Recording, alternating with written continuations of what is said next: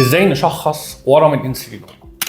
علشان نشخص الانسولينوما في حاجتين مهمين قوي لازم يبقوا متوفرين عندنا. اولا ان احنا نثبت وجود الورم عند المريض. ثانيا نحدد بدقه مكان الورم داخل البنكرياس. نتكلم في الضلع الاول، ازاي اثبت وجود ورم الانسولينوما عند المريض؟ لازم المريض اولا يتحجز عندي في المستشفى ويبقى تحت عينيا، وبعمل له حاجه اسمها اختبار الصيام لمده 72 ساعه. خلال ال 72 ساعه دي مسموح له بشرب الميه فقط. لو حصل عنده ثالوث الويبل اللي هو الويبل الترايادي اللي اتكلمنا فيه قبل كده، اللي هو عباره عن اعراض نقص سكر في الدم، واثناء الاعراض دي نسبه الجلوكوز بتبقى اقل من 55 ملغ بر ديسيليتر، والاعراض دي بتختفي بمجرد ما ننقل الجلوكوز للمريض عن طريق الوريد.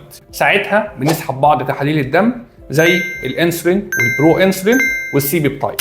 بكده يبقى احنا اثبتنا وجود الورم عند المريض، وده بينقلنا للضلع الثاني من التشخيص.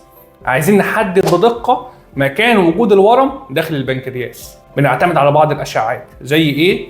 اشعه مقطعيه او رنين مغناطيسي على البنكرياس بالصبغه الوريديه، سونار بالمنظار اللي هو الاندوسكوبيك الترا ساوند، ومسح ذري على الجسم كله بماده مشعه معينه اسمها الجيليوم 68. المسح الذري ده بنسميه دوتيت بيت سي تي.